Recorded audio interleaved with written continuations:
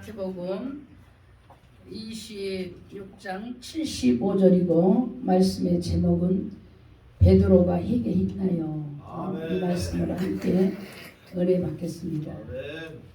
회개는 내가 회개를 했다고 하나 하나님과는 화해가 되지 아니하는 일들이 많이 있어요. 우리가 검증하지 아니하면 우리의 일생이 혼인잔치에 절대 들어갈 수가 없습니다. 우리 찬양 하나 드리면서 1절 드리고 기도하겠습니다.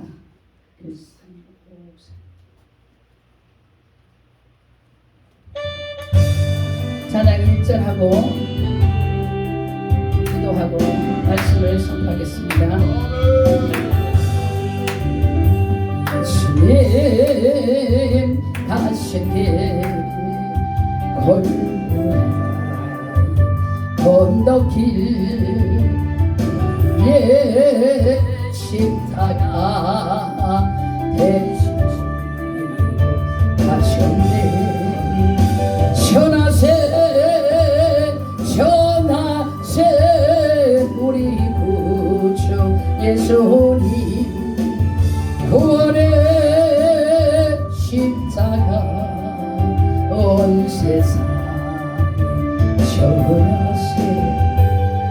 내 주님의 은총은 오늘도 주님을 만나기를 소원하며 오늘도 부르짖으며 창조주의 모든 권리를 인정하면서 인생의 길을 맡기는 하나님의 사람들에게 구하는 것을 허락하시고 부르짖을 때 만나주시고 하나님 병들었을 때 치료해주시고 답답한 심정이 되어 있을 때에 내 하나님 회복해 주시는 주님이십니다. 오늘 그분을 만나러 나왔사오니 우리의 믿음 위에 다시 한번 아버지 하나님의 살아계심과 역사하심과 하나님의 강한 아버지 하나님의 놀라운 능력들이 우리 위에 임하게 하여 주시옵소서. 하나님은 살아계심으로 오늘도 주님을 부르짖는 자들 위해 역사하시고 하나님은 이곳에 다시 한번 하늘문을 열어주셨사오니 이곳에서 운행하시고 우리의 막힌 것들을 뚫어주시고 우리의 하나님 눌려있는 것들 위에 자유함을 주시고 아버지 하나님 묶여있던 것들을 풀어주신 은혜를 감사를 드립니다. 오늘도 예배에 하나님 본질을 이 예배는 나를 죽으러 왔습니다. 내가 죽으러 이 자리에 왔사오니 고집도 죽고 아집도 죽고 아버지 하나님 고정관념도 모두 다 십자가 밑에 내려놓아서 주님이 예배가 연락을 받을 수 있는 재물되게 하여 주시옵소서. 예수님의 이름으로 감사하며 기도하옵나이다. 아멘. 우리는 예배를 할 때 모두들 이렇게 얘기를 많이 해요. 예배는 시간이 딱 타이트하게 쫓기면 내가 설교 전에 가기만 하면 돼. 설교 전에 예배 들어가면 하나님께서 말씀이 선포할 때 그때 은혜를 받는다. 또 거기에서 조금 더 늦어버리면 이제 또 합류를 합니다. 아이고 설교 시간에 갔으면 좋았을 건데 내가 축도하기 전만 가면 내가 예배를 다 받아들여. 여기에서 솔직히 우리는 진실로 이거를 이 마음에 정직한 영을 입었다면 정결한 영을 입었다면 정직한 영으로 정결한 영으로 나를 바라보아야지 나를 계속 나의 어두운 믿음으로 인하여 나를 가려버리면 주님을 만날 수 없어요. 근데 예배는 설교 때에 하나님이 계시고 축도 때에 하나님이 계시고 그거 아니에요. 예배를 드리고자 할 때부터 내가 죽는 작업을 하는 거예요. 내가 죽어야 돼. 내가 죽으러 오는 거야. 재물이 되러 나왔잖아요. 예배 드리고 난 이후에도 내가 달라진 거 없고 속사람으로서 겉옷칠만 매끄러미 해서 속은 썩어 있고 이간질하고 도둑질하고 하나님의 말씀을 빙자하고 모든 것들을 자기에게 합리하여 만들어서 맞지 아니하면 당을 짓고 깨지고 이거는요 예배 때 죽지 아니하였기 때문입니다. 마귀의 총으로서만 살려고 마귀의 총노릇만 하였기 때문에 예배에 죽음이 없이는 절대적으로 하나님을 만날 수 없습니다. 오늘 그래서 예배는 나를 죽으러 왔다. 아멘. 내가 안 죽으면 안 돼요. 우리 이 자리에서도 다들 그래서 기도를 많이 했다 하는 분치고 교만 안 한 사람 없어. 내가 성경을 몇 번 읽었는데 내가 성경을 몇 독을 했는데 내가 기도를 하루에 몇 시간씩 하는데 성경 많이 읽고 기도 많이 한 것이 어마어마하게 중요한 사실입니다. 그러나 하나님과의 관계 속에서 많이 있고 하나님의 관계 속에서 기도하고 하나님의 관계 속에서 예배 드려야지 모두 다 교회 안에 우리가 예배 드리는 이 중에 성령만 임재하십니까? 사탄이 반드시 개입되어 있습니다. 성령을 만나야지 사탄의 앞잡이만 하고 간다면 예수님께서 십자가에 달리시고 흘려주시는 그 피 죽으셨다가 부활하셨다가 승천하셨다가 다시 오실 그 주님 의미가 없는 것입니다. 오늘 그래서 여러분 베드로가 회개를 했느냐는 그 질문 아이고 그런 건 누가 몰라 이렇게 하시지만 한번 다시 검증해 본다면 정말 맞구나 할 수 있어요. 얼마나 우리가 어둠의 세력으로 인하여서 많이 속아 넘어갔는지 모릅니다. 여기 메모를 해왔는데 바람에 날려가 버렸네. 보지 말라고 그러시나요? 할렐루야. 그래서 우리는 회개와 후회가 있습니다. 회개와 후회. 그래서 베드로가 닭이 운이 예수님을 3번 부인했다는 사건이 있잖아요. 그래서 그가 부인한 것을 깨닫고 자기가 밖으로 튀어나가면서 가슴을 째고 옷을 째고 통곡을 하고 울었더라. 근데 이걸 뭐 예수님이 모두 다 베드로가 회개했다고 그래요. 근데 여기서는 그런 수준은 아니시겠죠. 이게 베드로의 회개입니까? 이것을 회개라고 하나님 베드로가요 예수님을 부인하고요 통곡했던 그 통곡의 회개를 나도 합니다. 얼마나 많이 앞잡이 노래했는가. 그렇게 했다면요 정립하십시오. 그 회개예요? 회개 아니지. 회개라는 것이 뭐냐? 회개하고 후회가 있는데 이제 회개를 다시 이제 설명하겠고요. 회개라는 것은 먼저 후회를 말할게요. 후회는 회개하고 우리를 반드시 구별해야 되는데 후회라는 것은 어떤 일을 해놓고 어려움을 다 겪어놓고 아이고 내가 미쳤네. 그거를 내가 왜 했지? 지금 베드로가 예수님을 부인하고요. 내가 미쳤나봐. 내가 부인을 했어. 미치겠어. 이거잖아요 지금. 그래서 어떤 사건들을 다 부딪히면서 어려움을 겪고 난 후에 후회하는 것이 후회예요. 느끼는 것이 그것이 후회고 회개는 후회할 일이 다가오기 전에 다 방어를 해버리는 것이 회개입니다. 저거 하면 잘 아닌 것 같아. 빨리 그 어려움을 가지 않도록 끝내버리는 거. 그리고 빨리 용서를 빌어버린 거. 이것이 회개입니다. 그건 뭐냐면 회개라는 것은 가다가 이 일이 잘못되면 다시 돌아가는 것이 회개잖아요. 다시 돌아키는 거. 근데 오늘 말씀 마태복음 26장 75절 말씀에 이에 베드로가 예수님의 말씀에 닭이 울기 전에 내가 3번 나를 부인하리라 하심이 생각나서 심히 통곡하였다. 이 말씀을 보면서 베드로는 예수님 앞에서 자기가 그 부인했으면서 통곡을 했다면 우리가 회개로 받아들인다면 다시 예수님의 제자의 자리에 돌아와야 되죠.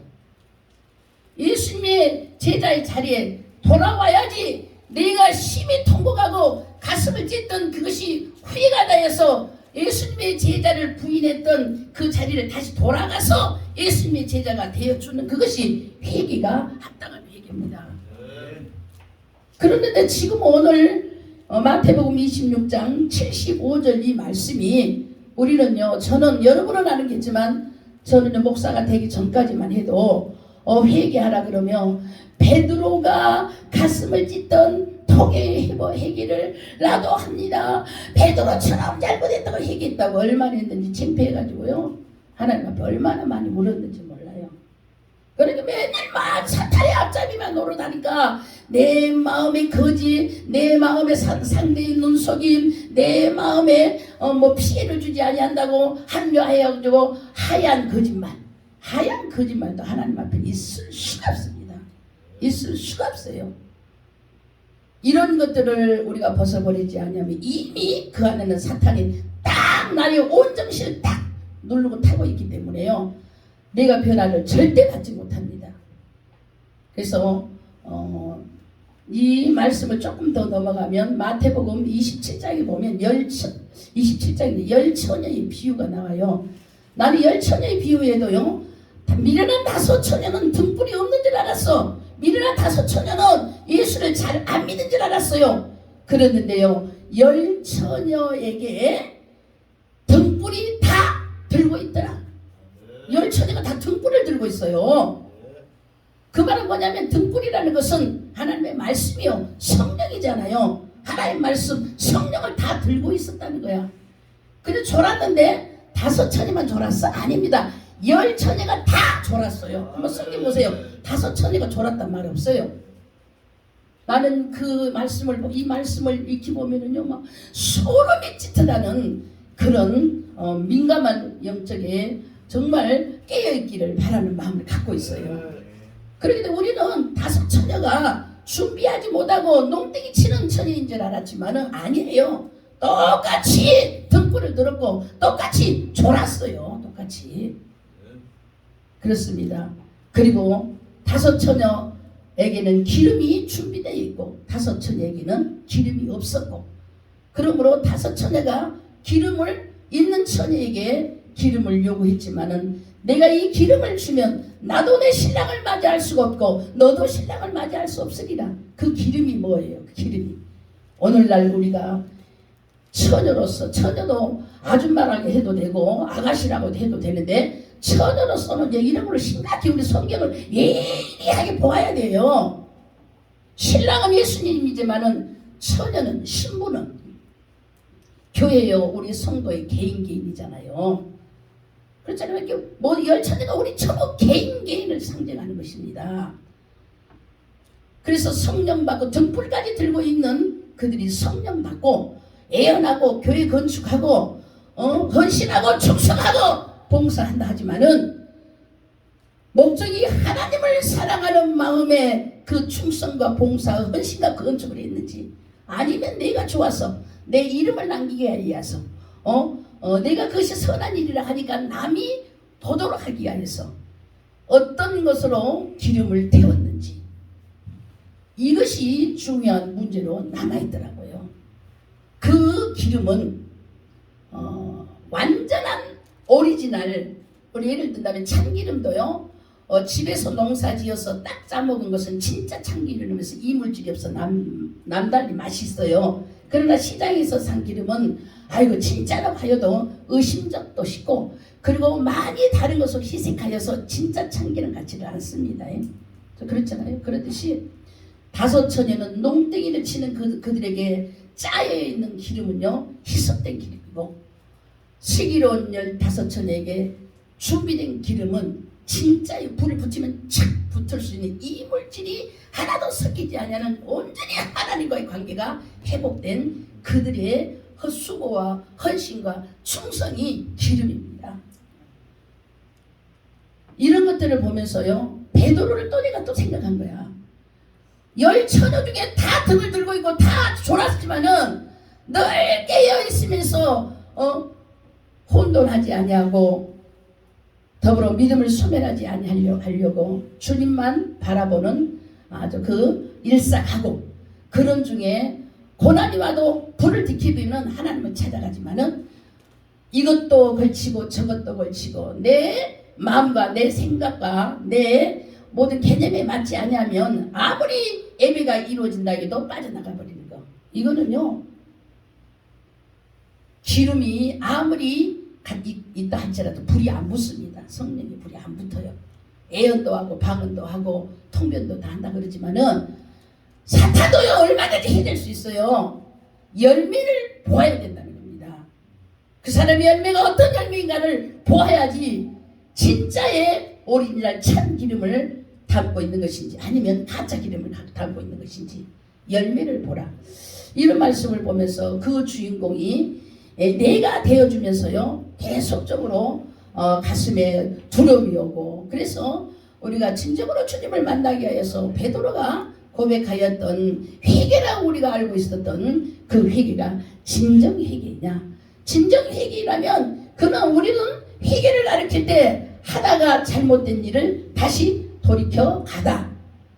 잘못된 것을 돌이켜 가는 것이 회개인데 모두들 잘못되어 있는 것을 주님 앞에는 잘못했습니다 라고 말을 하지만 그 삶의 생활은 바뀌지 아니한 삶에 얼마나 우리가 지금 잠기고 있는 것인지 이거 검증 안 하면요 하나님과의 커뮤니케이션이 이루어지지 않습니다. 내가 아무리 잘못했다고 아무리 상대에게 화해를 하고 싶지만은 상대가 그래 네가 진짜로 잘못한 거 느끼구나 그래 그런 거 없애버리고 하자 이럴 때 화해가 되는 것이지 내가 아무리 상대에게 화해를 요청하지만 상대가 화해를 요청하는 내 자세가 야 너는 입으로만 그러지만 네 속은 안 그런 건 내가 다 알고 있어 아직까지 멀었어 네 마음대로 너만 잘못했다 해봐라 나는 마음이 안 풀렸어 이렇게 하면 화해가 안 이루어진 거 아니에요.